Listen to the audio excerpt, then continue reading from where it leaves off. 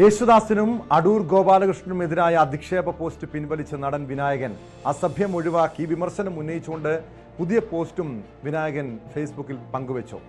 സംസ്കൃതത്തിൽ അസഭ്യം പറയുന്നവരുടെ പച്ച മലയാളത്തിൽ തിരിച്ചു പറയുന്നത് അസഭ്യമാണെങ്കിൽ അത് തുടരുമെന്നുമാണ് വിനായകൻ പുതിയ FB പോസ്റ്റിൽ പറയുന്നത്. ഇതിനിടെ അധിക്ഷേപ പോസ്റ്റിൽ നടപടി ആവശ്യപ്പെട്ട് വിനായകനെതിരെ പോലീസിൽ പരാതി നൽകിയിട്ടുണ്ട്. യൂത്ത് കോൺഗ്രസ് സംസ്ഥാന നേതാവ് NS നുസൂറാണ് DGPക്ക് പരാതി നൽകിയത്. വിവരങ്ങളുമായി കൊച്ചിയിൽ നിന്ന് ആജ്ഞ രവീന്ദ്രൻ ചേരുന്നുണ്ട്. ആജ്ഞ, ഇതിങ്ങനെ തുടർച്ചയായി പല മഹാന്മാരെയും മഹാത്മജി അടക്കമുള്ള ഉന്നതരെ അധിക്ഷേപിച്ചുള്ള പോസ്റ്റുകൾ തുടർച്ചയായി ഇടുന്നു.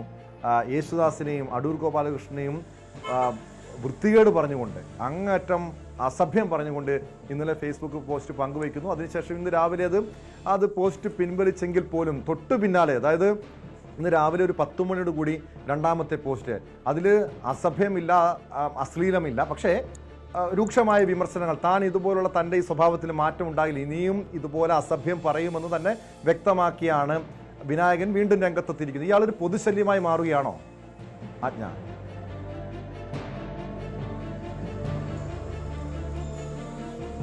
നിരന്തരം ഇത്തരം പരാതികൾ വന്നിട്ടും എന്തുകൊണ്ടാണ് വിനായകനെതിരെ കടുത്ത നടപടികളിലേക്ക് പോകാത്തത്? അത് പ്രത്യേകിച്ചും അത്തരം നിയമസാധ്യതകൾ ബാക്കി നിൽക്കെ വിനായകനെതിരെ അത്തരം നടപടികളിലേക്ക് പോകുന്നില്ല. പലപ്പോഴും പലയിടത്തു നിന്നും വിനായകനെതിരെ ഉയർന്നു വന്ന വിമർശനം പ്രധാനമായും ഒന്നുകിൽ വിനായകൻ ദളിത് എന്നുള്ള ഒരു ലേബൽ ഉപയോഗിക്കുന്നു, അതല്ലെങ്കിൽ ഇരവാദം ഉന്നയിക്കുന്നു. ഇത്തരം കാര്യങ്ങളൊക്കെ, അതായത് അധികൃതന്റെ ഒരു എല്ലാ തരത്തിലുള്ള അവർക്ക് ലഭിക്കേണ്ടുന്ന എല്ലാ തരത്തിലുള്ള ആനുകൂല്യങ്ങളെ മറന്നു നിർത്തിയാണ് വിനായകൻ ഇത്തരത്തിലുള്ള നീക്കങ്ങളിലേക്ക് എപ്പോഴും കടക്കുന്നത്. അത് മറ്റൊരു പ്രധാനപ്പെട്ട കാര്യം, നേരത്തെ കഴിഞ്ഞ ആഴ്ചയാണ് മഹാത്മജി, അതായത് VS മറ്റു സാഹചര്യത്തിലായിരുന്ന വിനായകൻ അത്തരത്തിലൊരു അധിക്ഷേപ പോസ്റ്റ് അതായത് രാജ്യത്തിലെ പ്രമുഖരായ അല്ലെങ്കിൽ ഓർക്കേണ്ടുന്ന എപ്പോഴും സ്മരണയിലിരിക്കേണ്ടുന്ന മഹാത്മാക്കളായ ആൾക്കാരെ കൂടി ചേർത്ത് വിനായകൻ എൻ്റെ അച്ഛനും ചത്തു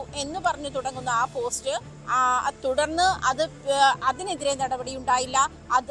തുടർന്ന് ഇന്നലെ അടൂരിനും യേശുദാസിനുമെതിരെ പരാമർശങ്ങൾ ഉണ്ടാകുന്നു. അതും അങ്ങേയറ്റം ടോം സൂചിപ്പിച്ച പോലെ അധിക്ഷേപ പരാമർശങ്ങൾ ഉണ്ടാകുന്നു. അത് പിൻവലിച്ചിട്ട് ഇന്ന് വീണ്ടും പോസ്റ്റ് ഇട്ടിരിക്കുകയാണ്. പക്ഷേ പോസ്റ്റ് ഇട്ട ഇന്ന് വിമർശനമാണ്.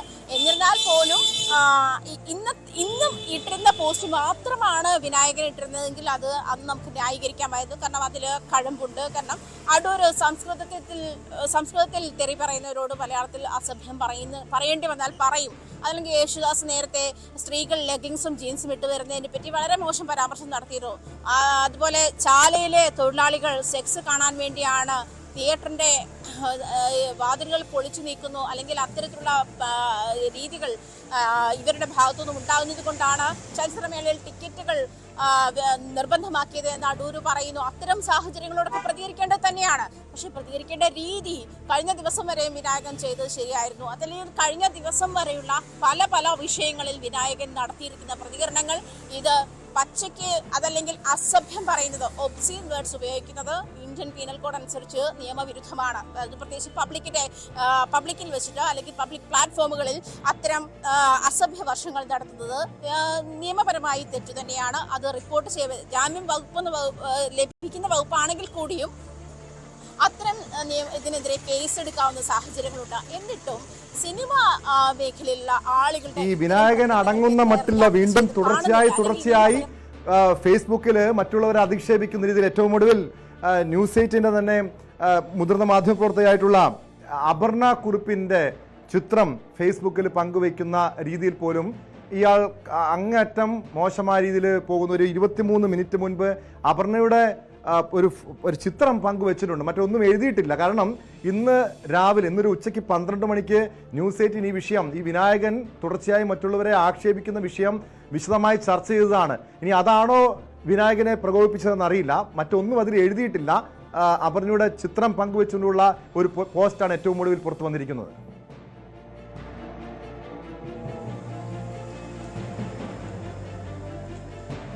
ഈ പറയുന്ന അപ്പോൾ നമ്മുടെ അതായത് നമ്മൾ ആ വിഷയം ചർച്ചയ്ക്കെടുത്തപ്പോഴാണ് അപർണയുടെ ചിത്രം വരെ ഷെയർ ചെയ്യുന്ന ഒരു സാഹചര്യത്തിലേക്ക് അതിലൊന്നും പറഞ്ഞിട്ടില്ലെങ്കിൽ പോലും അയാളുടെ പ്രതിഷേധം പല തരത്തിൽ അറിയിക്കുകയാണ്. അത് പ്രതിഷേധിക്കാനോ വിമർശിക്കാനോ ആർക്കും അധികാരമുണ്ട്. പക്ഷേ അത് പരിധി കടന്ന് അതല്ലെങ്കിൽ മറ്റൊരാളുടെ സ്വാതന്ത്ര്യത്തെ അയാളുടെ വ്യക്തിത്വത്തെ ഹനിക്കുന്ന തരത്തിലേക്ക് മാറുമ്പോഴാണ് അത് ചോദ്യം ചെയ്യപ്പെടേണ്ടത്. അത്തരം കാര്യങ്ങൾ ചോദ്യം ചെയ്യപ്പെടുന്നുണ്ടോ എന്നുള്ളതാണ് ഇവിടെ ബാക്കിയാകുന്നത്. കാരണം ഇത്രയധികം മോശം പരാമർശങ്ങൾ, അത് പ്രത്യേകിച്ചും അശ്ലീല പരാമർശങ്ങൾ നടത്തിയിട്ട് പോലും വിനായകനെതിരെ ഒരു വിരലനക്കാൻ ആരും തയ്യാറായിട്ടില്ല എന്നുള്ളതാണ് അപലപനീയം. അത് കൃത്യമായി പാലിക്കുന്നുണ്ടോ, അത് നിയമവിരുദ്ധമായി ഈ ഒരു സാഹചര്യത്തിൽ എന്താണ് വിനായകന് മാത്രം ഇളവുണ്ടാകുന്നത് അല്ലെങ്കിൽ ഇളവ് നൽകുന്നത്? ദളിത് എന്നുള്ളൊരു കൺസിഡറേഷൻ ആണോ? അങ്ങനെയെങ്കിൽ അത്തരം പരിഗണനകൾ ലഭിക്കേണ്ടുന്ന ഒരുപാട് ആളുകളില്ലേ സിനിമാ മേഖലയിലുള്ള ആളുകൾ. തീർച്ചയായും അത് തന്നെയാണ് ആജ്ഞ. കാരണം വിനായകൻ ഇതുപോലെ തുടർച്ചയായി മറ്റുള്ളവരെ ആക്ഷേപിച്ചു കഴിഞ്ഞാലും ഇയാളെ ന്യായീകരിച്ച് കുറച്ച് പേർ രംഗത്തെത്തുന്നുണ്ട്.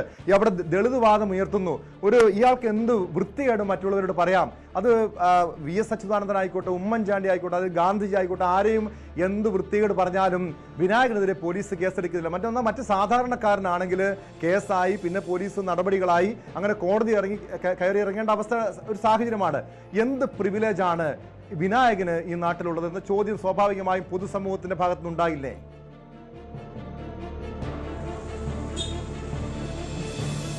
തീർച്ചയായിട്ടും ഉണ്ടാവും. ആ ഒരു ചോദ്യം തന്നെയാണ് ഇപ്പോൾ പൊതുബോധത്തിൽ നിന്നും ഉയർന്നു വരുന്നത്. കാരണം എന്ത് പ്രിവിലേജാണ് വിനായകന് മാത്രമുള്ളത്? അതായത് ആളുകളെ അധിക്ഷേപിക്കുന്നു, മഹത് വ്യക്തികളെ അധിക്ഷേപിക്കുന്നു, അതല്ലെങ്കിൽ ഈ പറഞ്ഞ പോലെ സ്ത്രീകളെ അധിക്ഷേപിക്കുന്നു. അത്തരത്തിൽ നേരത്തെ പിന്നെ ഈ ഫെസ്റ്റിവലുമായി ബന്ധപ്പെട്ട ഒരു മാധ്യമ പ്രവർത്തകയോട് വളരെ ഓപ്പൺ ആയിട്ട് വൃത്തികേട് വിളിച്ചു പറഞ്ഞ ഒരാൾ കൂടിയാണ് വിനായകൻ. ആ ഒരു സാഹചര്യത്തിൽ പോലും ഒന്ന് അപ്പോളജൈസ് ചെയ്യാനോ അല്ലെങ്കിൽ അപ്പുറത്തുള്ള ആള് ഏത് തരത്തിലുള്ള വ്യക്തിഹത്യയാണ് നടത്തിയിട്ടുള്ളത് എന്നുള്ള കാര്യത്തിൽ ഒരു വ്യക്തത വരുത്താനോ ഓരോ നിയമ സംവിധാനങ്ങളും തയ്യാറായിട്ടില്ല എന്ന് വേണം. അത് വിനായകൻ പറയുന്നതല്ലേ, അത് അങ്ങനെ വിട്ടേരെ എന്ന് പറയുന്ന ഒരു സാഹചര്യത്തിലേക്ക് തന്നെയാണ് ഇപ്പോൾ കോൺഗ്രസ് നേതാവ് നൽകിയിരിക്കുന്ന പരാതിയിലും വിനായകന്റെ മാനസികാവസ്ഥ പരിശോധിക്കണമെന്നാണ് ആവശ്യപ്പെട്ടിരിക്കുന്നത്. ഇത് മാനസികാവസ്ഥയാണോ അതോ മുന്നിൽ കാണുന്ന എന്തിനോടും ഏതിനോടും മുൻപിലുള്ള വ്യക്തിയോട് ബഹുമാനമില്ലാതെ അല്ലെങ്കിൽ അവരെ കൺസിഡർ ചെയ്യാതെ, അവരെ പരിഗണിക്കാതെ, സമൂഹത്തിന്റെ ആറ്റിറ്റ്യൂഡുകൾ, സമൂഹത്തിന്റെ രീതികളെ പരിഗണിക്കാതെ ഇത്തരത്തിലുള്ള എന്ത് വൃത്തികേടും എന്ത് അശ്ലീലവും വിളിച്ചു പറയാൻ പറ്റുന്ന ഒരു സാഹചര്യം കേരള സമൂഹത്തിലുണ്ടോ? അതാണോ? അത് വിനായകന് മാത്രം അനുവദനീയമാണോ? അതോ എനിക്കും ടോമിനും മറ്റുള്ളവർക്കും അടങ്ങുന്ന എല്ലാ ആളുകൾക്കും ഈ പ്രിവിലേജ് ഉണ്ടോ? എനിക്ക് മറ്റൊരാളോട് തെറി പറയാനോ അല്ലെങ്കിൽ അസഭ്യം പറയാനുള്ള റൈറ്റ് ഉണ്ടോ? തീർച്ചയായും ആജ്ഞയിലേക്ക് വരാം. ഇപ്പോൾ അപർണ കുറുപ്പ് തന്നെ ചേരുന്നുണ്ട്. അപർണ, നമ്മൾ കണ്ടതാണ് തുടർച്ചയായി കഴിഞ്ഞ ദിവസങ്ങളിലെല്ലാം ഈ വിനായകൻ മറ്റുള്ളവരെ, അതായത് മഹാത്മജിയെ ഉൾപ്പെടെ അധിക്ഷേപിക്കുന്ന രീതിയിൽ, VS അച്യുതാനന്ദനെ അധിക്ഷേപിക്കുന്ന രീതിയിലുള്ള ഫേസ്ബുക്ക് പോസ്റ്റ് ഇടുന്നു. ഏറ്റവും ഒടുവിൽ യേശുദാസിനെയും അടൂർ ഗോപാലകൃഷ്ണനെയും ആക്ഷേപിക്കുന്നു, അങ്ങേയറ്റം വൃത്തികേട് പറയുന്നു. പക്ഷേ ആരുടെ ഭാഗത്തുനിന്നും ഒരു നടപടിയില്ല, പോലീസ് നടപടി സ്വീകരിക്കുന്നില്ല. ഇന്ന് ന്യൂസ് 18 ഈ വിഷയം വിശദമായി അപർണ ചർച്ച ചെയ്തതാണ്. ഏറ്റവും ഒടുവിൽ 23 മിനിറ്റ് മുൻപ് വിനായകന്റെ ഫേസ്ബുക്കിൽ ആ പേജിൽ അപർണയുടെ ഒരു ചിത്രം മാത്രം പങ്കുവെച്ചിട്ടുണ്ട്, മറ്റൊന്നും എഴുതിയിട്ടില്ല. ഒരുപക്ഷെ എന്തായിരിക്കാം ഇയാളെ പ്രകോപിപ്പിച്ചത്? അങ്ങനെ ഒരു വിമർശനം അപർണയുടെ ഭാഗത്ത് നിന്ന് വിനായകനെതിരെ ഉയർന്നിരുന്നോ? ടോം, ആ ചിത്രം ഇന്നലെ നമ്മൾ ഒരു വീഡിയോ ചെയ്തിട്ടുണ്ടായിരുന്നു. ആ വീഡിയോ ഈ തരത്തിലുള്ള അസഭ്യ പോസ്റ്റുകൾ ഇടുന്നത് ഏതെങ്കിലും തരത്തിലുള്ള ഒരു പിന്നാക്ക വിഭാഗങ്ങളോടുള്ള ഐക്യപ്പെടലല്ല, മറിച്ച് ഇതൊരു മാനസിക രോഗമാണ്, മിനിമം ഒരു ഷോക്ക് ട്രീറ്റ്മെൻ്റ് എങ്കിലും കൊടുക്കണം എന്ന തരത്തിലുള്ള ഒരു വീഡിയോ ആണ്. അത് നമ്മൾ ഇന്നലെ രാത്രി ഒരു 10 മണിയോടുകൂടി അപ്ലോഡ് ചെയ്ത വീഡിയോ ആണ്. ആ വീഡിയോയിലെ ഒരു സ്ക്രീൻ ഷോട്ടാണ് വിനായകനെ പോസ്റ്റ് ഇട്ടിരിക്കുന്നത്. സ്വാഭാവികമായിട്ടും അതിൽ ഉദ്ദേശിക്കുന്നത് അത് ഒന്നും എഴുതിയിട്ടില്ലെങ്കിൽ പോലും അതൊരു അസഭ്യം നിറഞ്ഞ ഒരു സന്ദേശമുണ്ടെങ്കിൽ അത് നിങ്ങൾക്ക് കിട്ടിക്കൊള്ളട്ടെ എന്ന് പറയുന്ന ഒരു കാര്യമാണ്. സ്വാഭാവികമായിട്ടും വിനായകനെ പോലെയുള്ള ഒരാളിൽ നിന്ന് ഇത് വരുന്നതിൽ അത്ഭുതപ്പെടാനൊന്നുമില്ല. ഇന്നലെ പറഞ്ഞ വീഡിയോ, ഇന്ന് നടന്ന ചർച്ചയ്ക്ക് ഉപരി വിനായകനെ പ്രകോപിപ്പിച്ചത് ഇന്നലത്തെ വീഡിയോ ആണ് എന്നതിൽ യാതൊരു തർക്കവുമില്ല. പക്ഷേ അങ്ങനെ നമ്മളൊരു മാധ്യമ പ്രവർത്തക എന്ന രീതിയിലോ അല്ലെങ്കിൽ ഒരു വ്യക്തി എന്ന രീതിയിലോ ഇത്തരത്തിൽ ഒരു അഭിപ്രായം പ്രകടിപ്പിക്കേണ്ടത് സമൂഹത്തോടുള്ള ഒരു മിനിമം ഉത്തരവാദിത്തമെങ്കിലുമാണ്. ആ തരത്തിലാണ് വീഡിയോ ചെയ്തത്. മാത്രമല്ല ഇതിൽ വിനായകൻ ഇങ്ങനെ ഒരു അസഭ്യ പോസ്റ്റ് ഇടുകയും അതിൽ ഒരിക്കലും പുറത്ത് പറയാൻ പറ്റാത്ത ടോമ ആ വീഡിയോ തന്നെ ഞാൻ പറഞ്ഞത് പുറത്തിറങ്ങി പറഞ്ഞാൽ കണ്ണടച്ച് തല്ല് കിട്ടാൻ സാധ്യതയുള്ള അത്രയും വലിയ വഷളത്രം അശ്ലീലമെന്ന് പറയണം ആ അശ്ലീലമാണ് വിനായകൻ ആ പോസ്റ്റിൽ പറഞ്ഞത്. അതിന് ലൈക്ക് അടിക്കാനും അത് ഷെയർ ചെയ്യാനും അത് അനുകൂലിക്കാനും ഒരുപാട് പേര് ആ സ്ഥലത്തുണ്ടായിരുന്നു. അത് ഏതെങ്കിലും ഒരു സൈബർ പക്ഷമാണോ ഒരു രാഷ്ട്രീയ പാർട്ടിയുടെ അണികളാണോ ഇങ്ങനെ ഒരു സൈബർ പക്ഷമായിട്ട് വരുന്നത് എന്നുള്ളൊരു വിമർശനം ആ വീഡിയോയ്ക്കകത്തുണ്ടായിരുന്നു. ഇതിന് വലിയ വിഷയമെന്ന് പറയുന്നത് അടൂർ ഗോപാലകൃഷ്ണൻ ഇങ്ങനെ ഒരു പരാമർശം നടത്തുമ്പോൾ അതിൽ പുഷ്പാവതി പൊയ്പാടത്ത് പോലെ ഒരു ഗായിക എഴുന്നേറ്റ് നിന്ന് ഇതിനെതിരെ ചോദ്യം ചോദിക്കുമ്പോൾ ഒരു സന്ദേശം ഈ സമൂഹത്തിന് കിട്ടിയതാണ്. ആ സന്ദേശത്തിനൊപ്പം ഒരു വലിയ മൂവ്മെൻ്റായിട്ട് സമൂഹ മാധ്യമങ്ങളിലും അല്ലാതെയുമൊക്കെ നിന്നപ്പോൾ അത് മുഴുവൻ റദ്ദാക്കുന്ന രീതിയിലുള്ള ഒരു പോസ്റ്റാണ് ഇന്നലെ വിനായകൻ്റെ ഭാഗത്തുനിന്നുണ്ടാക്കിയത്.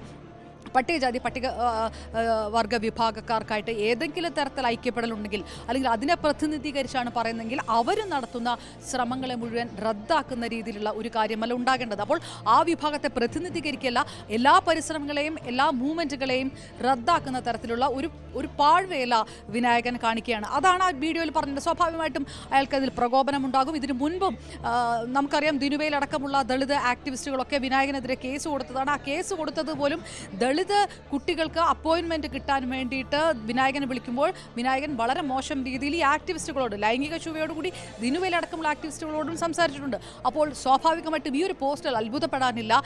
ഏതെങ്കിലും സ്ത്രീ വിരുദ്ധമായിട്ടുള്ള പരാമർശങ്ങൾ എല്ലായ്പ്പോഴും നടത്തുന്ന ഒരാളാണ് വിനായകൻ.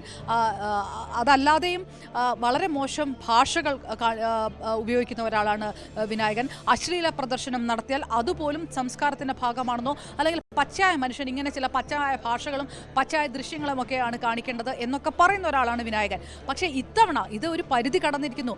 ഇത് നിയന്ത്രിക്കേണ്ടത് രാഷ്ട്രീയ പാർട്ടികളാണ്. നിയമ നടപടികൾ ഉണ്ടാകണം.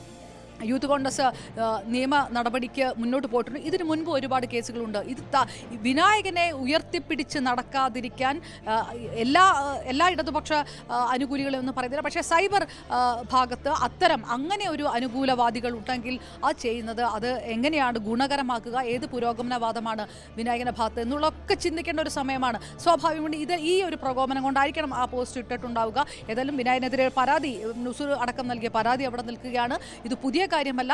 കാര്യങ്ങൾ തുറന്ന് പറയുന്നിടത്ത് ഈ രീതിയിൽ മോശം പരാമർശം അല്ലെങ്കിൽ മോശം തരത്തിൽ അത് ഒരു ലക്ഷ്യത്തിൽ ഒരു ചിത്രം ഇടുകയാണെങ്കിലൊന്നും നമുക്ക് പറയാനുള്ളതിലൊന്നും നമ്മൾ പിറകിലോട്ട് പോവുകയുമില്ല ടോം. തീർച്ചയായും അത് തന്നെയാണ്. കാരണം ഇനിയും പറഞ്ഞുകൊണ്ട് തന്നെ ഇരിക്കും. ഇയാൾ വൃത്തികേടാണ് പറഞ്ഞെങ്കിൽ വൃത്തികേട് തന്നെ എന്ന് നമുക്ക് തുറന്ന് പറയേണ്ടി വരും. പക്ഷേ ഇവിടെ അപർണയെക്കുറിച്ച് മറ്റ് പരാമർശങ്ങളില്ലെങ്കിൽ പോലും ആ ഫോട്ടോ അതിൻ്റെ അകത്ത് അയാൾ എന്താണ് ഉദ്ദേശിച്ചതെന്ന് അയാൾ ചോദിച്ചാൽ മാത്രമേ മനസ്സിലാക്കാൻ കഴിയുകയുള്ളൂ. കാരണം ഇവിടെ ഒരു നിയമ നടപടി സ്വീകരിക്കാൻ പോലും കഴിയാത്ത രീതിയിലുള്ള ഒരു പ്രത്യക്ഷത്തിലൊരു അധിക്ഷേപം ഒന്നുമില്ലാത്ത രീതിയിലുള്ള ചിത്രമാണ്. പക്ഷേ ഇങ്ങനെ ഒരു പൊതുശല്യമായി മാറുന്ന വിനായകനെതിരെ അവിടെ ഇരവാദം മുഴക്കുന്ന അല്ലെങ്കിൽ അയാളൊരു ദളിതുവാദം മുഴക്കുന്നു, ഇയാൾ എന്ത് വൃത്തിയോട് പറഞ്ഞാലും അത് അയാളുടെ ഒരു പശ്ചാത്തലമാണ് അതിനൊക്കെ കാരണം. ഇതുപോലെ ഈ ഒരു പിന്നോക്ക വിഭാഗത്തിൽ നിന്ന് വന്ന അല്ലെങ്കിൽ വളരെ ഒരു മോശമായ ഒരു സാഹചര്യത്തിൽ നിന്ന് വന്ന വ്യക്തി ആയതുകൊണ്ട് സ്വാഭാവികമായും അത്തരം പ്രതികരണങ്ങളൊക്കെ ഉണ്ടാകും എന്ന രീതിയിൽ ഇപ്പോഴും ഇന്നലത്തെ ആ പോസ്റ്റിനെ പോലും ന്യായീകരിക്കുന്ന രീതിയിൽ പലരും പ്രതികരിക്കുന്നതായി കേട്ടു. പക്ഷേ എന്ത് പ്രിവിലേജാണ് ഇവിടെ ഒരു സിനിമാ താരം ആർക്കെതിരെ അധിക്ഷേപം നടത്തിയാലും, അടൂർ ഗോപാലകൃഷ്ണൻ ആയിക്കോട്ടെ, അതല്ലെങ്കിൽ വിനായകനായിക്കോട്ടെ, അല്ലെങ്കിൽ ഒരു സിനിമാ താരം ഒരു പെൺകുട്ടിയെ പീഡിപ്പിച്ചെങ്കിൽ പോലും ഇത്തരം പീഡന പരാതികളൊക്കെ നമ്മൾ കണ്ടതാണ്. അവർക്കൊരു സിനിമാ മേഖലയിലുള്ളവർക്ക് എന്തോ ഒരു പ്രിവിലേജ്.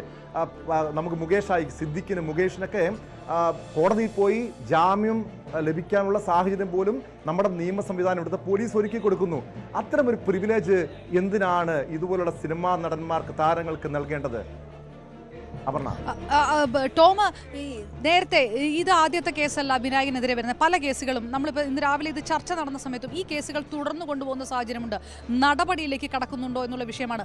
കലാകാരനാണെങ്കിൽ ഏത് തരത്തിലുള്ള പ്രിവിലേജും എടുക്കാമെന്ന് പറയുന്നത് ഒരു രാഷ്ട്രീയവുമായിട്ട് ചേർന്ന് കൊണ്ടാണോ? അപ്പോൾ ആ രാഷ്ട്രീയമായിട്ട് ചേർന്ന് നിൽക്കുന്ന മറ്റ് സ്ത്രീ സംരക്ഷണ പ്രവർത്തകരാണെങ്കിലും ആക്ടിവിസ്റ്റുകളും അതിനൊപ്പം നിൽക്കുകയില്ല എന്നുള്ളതാണ്. കാരണം ഈ വിനായകൻ നടത്തിയ പല മോശം കാര്യങ്ങൾക്കും ഇടതുപക്ഷത്തിൻ്റെയും പരിപൂർണമായിട്ടുള്ള സപ്പോർട്ട് കിട്ടിയിട്ടില്ല. പക്ഷേ എവിടെയൊക്കെയാണ് നിയന്ത്രിക്കേണ്ടത്, ഏതൊക്കെ സമയത്താണ് നിയന്ത്രിക്കേണ്ടത്, എവിടെയാണ് ഇടപെടേണ്ടത് എന്ന് തീരുമാനിക്കാൻ രാഷ്ട്രീയ പാർട്ടികളുടെ സാംസ്കാരിക സംഘടനകൾ കുറച്ചുകൂടെ ബോൾഡായിട്ടുള്ള ഒരു തീരുമാനമെടുക്കണം. മലയാള സിനിമയെ കുറിച്ച് നമുക്ക് കൃത്യമായിട്ടറിയാം. മലയാള സിനിമാ മേഖലയിൽ നിന്ന് തൽക്കാലം ആരും ഇതിനെതിരെ പ്രതികരിക്കാനൊന്നും പോകുന്നില്ല. മാത്രമല്ല, അങ്ങനെ എന്തെങ്കിലും ഒരു പ്രതികരണം ഉണ്ടായിക്കഴിഞ്ഞാൽ ഏതൊക്കെ തരത്തിലുള്ള ഇരവാദം, എന്തൊക്കെ തരത്തിലുള്ള കഥകളും പോസ്റ്റുകളൊക്കെ ആയിരിക്കും വിനായകനിൽ നിന്ന് അവർക്ക് ഉണ്ടാകുക എന്നുള്ളത് ഉറപ്പല്ലേ? അത് ആ ഒരു ജീവഭയം കൊണ്ട് മലയാള സിനിമ ഇൻഡസ്ട്രിയെ നമുക്ക് അതിൽ കൂടുതൽ പ്രതീക്ഷിക്കാൻ കഴിയില്ല. പക്ഷേ ഇത് ഒരു പൊതു ശല്യമായിട്ട് മാറുന്ന രീതിയിലേക്ക് ഇത്തരം അഭിപ്രായ പ്രകടനങ്ങൾ നടത്തുമ്പോൾ നിയന്ത്രിക്കേണ്ടത് രാഷ്ട്രീയ സംഘടനകളാണ്. ഏതെങ്കിലും രാഷ്ട്രീയത്തിന്റെ തണലിലാണ് ഈ വളരുന്നതെങ്കിൽ ഇതിങ്ങനെയല്ല. വ്യക്തമാണ് ആഭരണ സൂചിപ്പിച്ചതുപോലെ ഇവിടുത്തെ പോലീസും രാഷ്ട്രീയ സംവിധാനങ്ങൾ, ഇവിടുത്തെ ഭരണകൂടവും ഇടപെടേണ്ട സമയമായിരിക്കുന്നു. കാരണം ഇതുപോലെ ഇയാൾക്ക് എന്ത് വൃത്തികേടും പറയാവുന്ന ഒരു സാഹചര്യം, അത് ഫേസ്ബുക്കിലായിക്കോട്ടെ അല്ലെങ്കിൽ ഇയാളുടെ പൊതു മേഖലയിലായിക്കോട്ടെ, അതിനുള്ള സാഹചര്യം ഉണ്ടാകരുത്. കാരണം ഇതിൽ നിരവധി മനുഷ്യർക്ക് ഇതിന് മറ്റു രീതിയിലുള്ള മാനസിക ബുദ്ധിമുട്ടുണ്ടാകും. ഇത് ഈ ഫേസ്ബുക്ക് എന്ന് പറയുന്നത് ഒരു പൊതു പ്ലാറ്റ്ഫോമാണ്. സാധാരണക്കാരായിട്ടുള്ളവർ, സ്ത്രീകളൊക്കെ ഇത് കാണാനുള്ള ഇങ്ങനത്തെ വൃത്തികേടൊക്കെ അത് പറയാൻ പോലും കഴിയാത്ത രീതിയിലുള്ള, അല്ലെങ്കിൽ നമുക്ക് പ്രദർശിപ്പിക്കാനും പോലും കഴിയാത്ത രീതിയിലുള്ള അങ്ങേയറ്റം അസഭ്യവാക്കുകളായിരുന്നു വിനായകൻ്റെ ഭാഗത്തു നിന്ന് ഉണ്ടായത്. ശ്വേതാ മേനോനെതിരായ കേസിന് ഹൈക്കോടതി, അതിൻ്റെ തുടർ നടപടികൾക്ക് ഹൈക്കോടതി സ്റ്റേ നൽകിയിട്ടുണ്ട്. ആ വാർത്തയിലേക്ക് എത്താൻ ഇടപെടുക ശേഷം